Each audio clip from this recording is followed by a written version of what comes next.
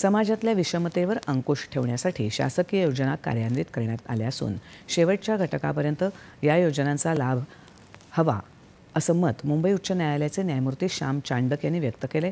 कोल्हापूर जिल्हा विधी सेवा प्राधिकरणातर्फे कोल्हापुरात विधी सेवा महाशिबिर आणि शासकीय सेवा आणि योजनांचा मेळाव्याचं आयोजन करण्यात आलं होतं, त्यावेळी ते बोलत होते।